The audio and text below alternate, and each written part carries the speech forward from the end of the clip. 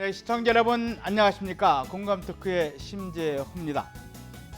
6.13 전국 지방선거가 치러진 것이 엊그제 같은데 벌써 2년을 지나고 있습니다. 지방의회에서는 4년인 임기를 절반으로 나누어 전반기와 후반기로 구분하고 의회를 이끌어갈 의장단도 전 후반기에 다시 구성하고 있습니다. 지난 7월부터 그 후반기를 이끌어가고 있는 것인데요.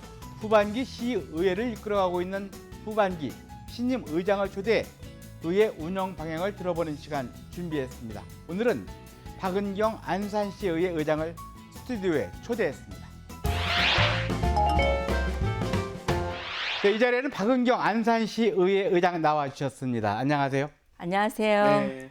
우리 의장께서 지금 의장에 취임하신 지가 이제 한 달, 두 달 돼가고 있는데 와동 주민, 그리고 선부동 주민, 지역구 주민, 그리고 안산 시민 여러분께 한 말씀 해주시죠. 반갑습니다. 안녕하세요. 안산시의회 의장 박은경입니다. 네, 제가 의장이 되기까지는 의원님들의 성원이 컸지만 그 무엇보다도 지역에서 묵묵히 지켜봐 주시고 성원해 주신 와동, 선부 3동 그리고 안산 시민들의 힘이 컸습니다. 이 자리를 빌어서 심심한 감사의 말씀 드립니다. 우리 의장 되신 이후에 그동안 많은 활동을 해 오셨는데요. 해보신 거 어떻습니까? 예. 기쁨은 잠시이고요. 무거운 책임감을 느낍니다. 저희 안산시의회가 출범한 지 30년이 되다 보니까 여성 의장에 대한 기대치가 높은 것 같습니다. 그러니만큼 제가 잘 경각심 갖고서 의정 활동을 해내야 되겠다는 각오를 다지고 있습니다. 네. 이 예전 같았으면 여성 의장이 나오면은 그것도 큰 뉴스였었는데 지금은 뭐 많은 여성 의장들이 이미 나오셨기 때문에 그래도 부담은 좀 덜 하실 거예요. 그렇죠? 네, 사실 저희가 이제 의도에서 제가 여성 의장이 된 건 아니지 않습니까?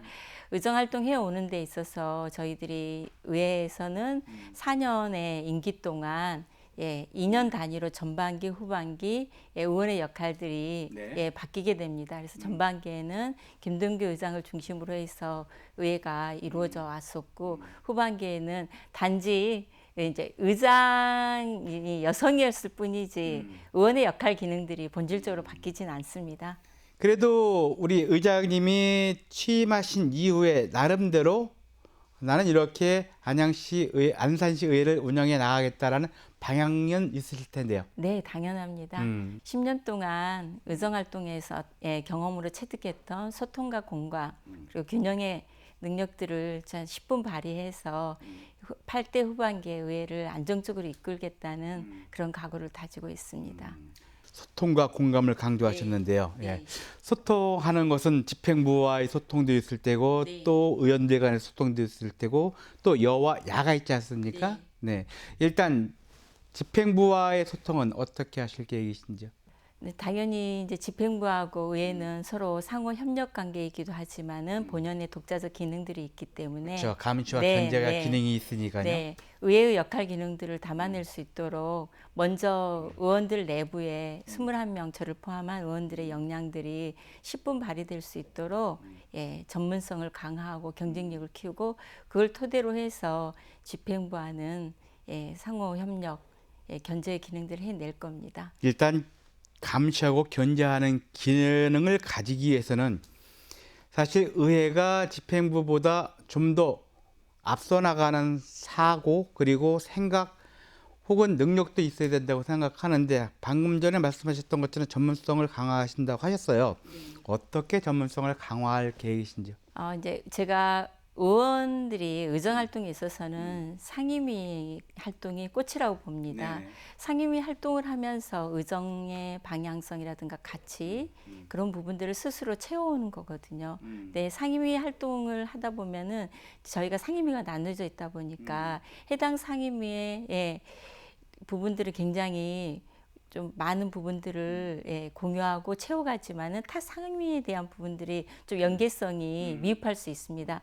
그런 경험을 제가 해봤기 때문에 상임위의 활동도 활성화되지만 상임위원회 간의 그런 공유와 협력의 기초의 틀을 좀 공고히 다질 그런 계기고요.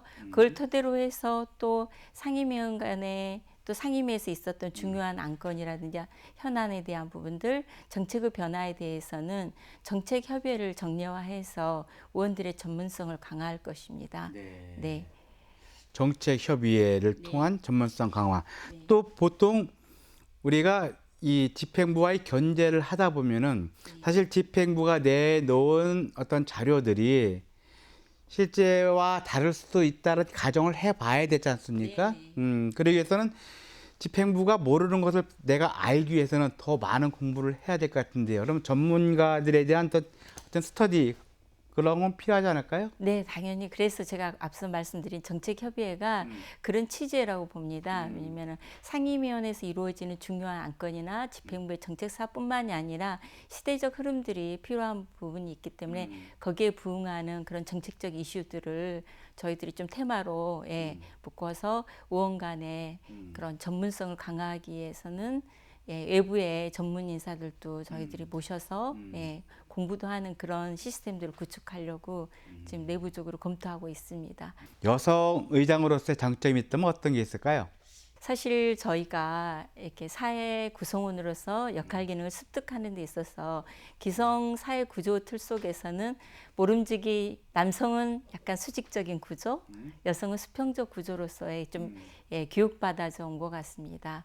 그런데 특히 정치의 영역에서는 그게 굉장히 더 좀 편중돼 있다고 보여집니다. 남성 위주의 그런 정치적 어떤 그렇죠. 구조 틀 속에서 여성은 약간 부차적이고 부수적이고 좀 조력자로서 역할로만 그렇게 좀 인식되어 왔는데 제가 당초 2006년도에 처음 지방선거에 출마했을 때 지역에서의 민심들은 특히 지역구 선출직에 있어서 여성 후보에 대해서는 그렇게 우호적이진 않았습니다. 신선함은 있지만은 실질적으로 시민들이 가지고 있는 권한을 부여받아서 대의 정치를 하는 데 있어서 여성들이 강력한 통솔력이나 카리스마로 실현해낼 수 있을까에 대해서는 우려의 시선도 있었던 게 사실입니다. 그렇지만 2010년도에 제가 이제 지방에 의원으로서 당선돼서 10년 동안 의정활동 해오는 과정에서 시민들의 그런 약간의 우려? 네. 그런 것들을 저는 불식시키는 데 있어서 제가 그런 작은아마 선도적 역할을 했다고 생각을 합니다.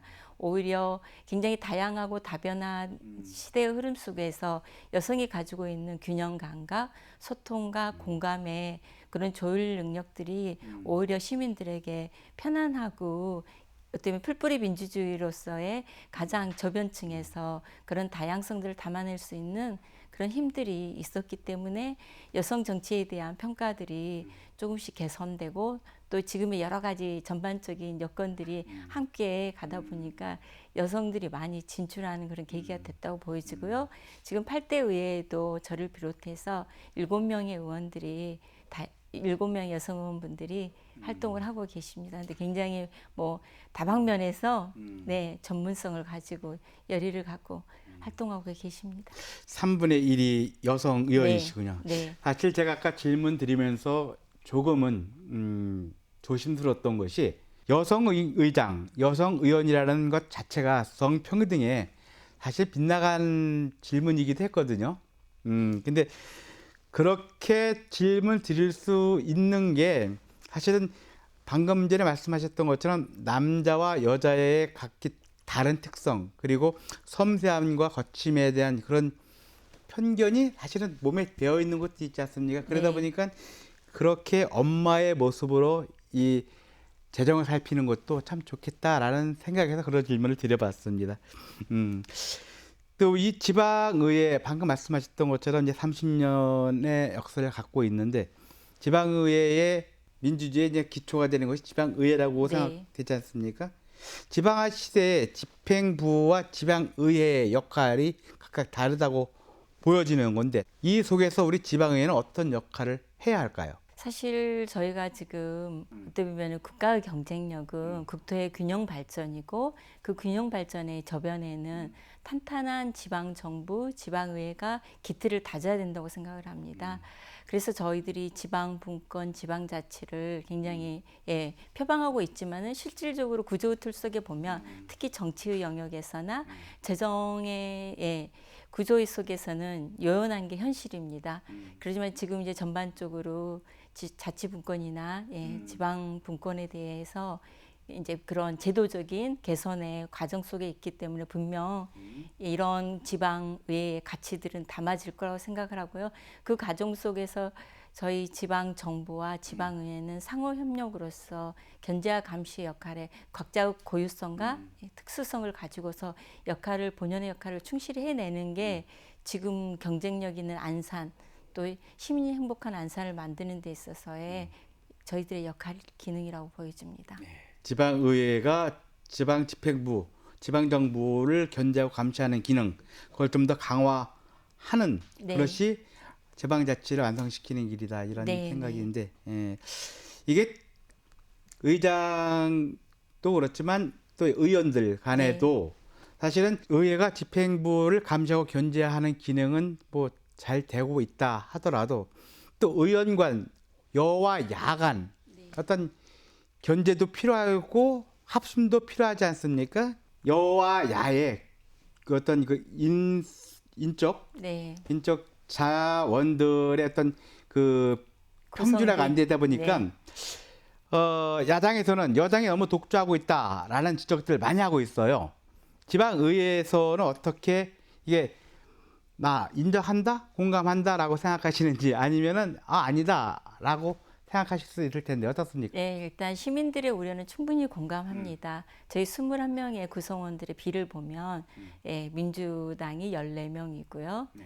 미통당이 6명, 그리고 무소속 1명 이렇게 21명의 구성이 있기 때문에 숫자적으로 보면 14대 6대 1이기 때문에 당연히 숫자가 우세하기 때문에 그런 우려들은 있으실 거라고 봅니다. 그렇지만 의회의 기능이라는 게 굉장히 다양한 의견들을 이렇게 모아서 의결해내는 협의체이기 때문에 그런 협의의 과정에서 그런 다양성들이 충분히 담아지기 때문에 숫자의 우세가 그 결과까지 담보한다고 보여지진 않습니다. 왜냐하면 저희 당의 14명의 의원들도 보면 내부적으로 굉장히 다양한 에너지들을 가지고 있거든요. 그래서 전반기 2년의 의정활동을 보면은 저희 당 내에서도 다양한 목소리를 가지고 집행부의 견제 기능을 충분히 해왔기 때문에 단순히 숫자로서 일방적인 독주, 편협함에 대한 우려들은 안 하셔도 된다고 보여집니다. 그리고 또 앞서 제 역할 기능이 의원 간의 역할 기능들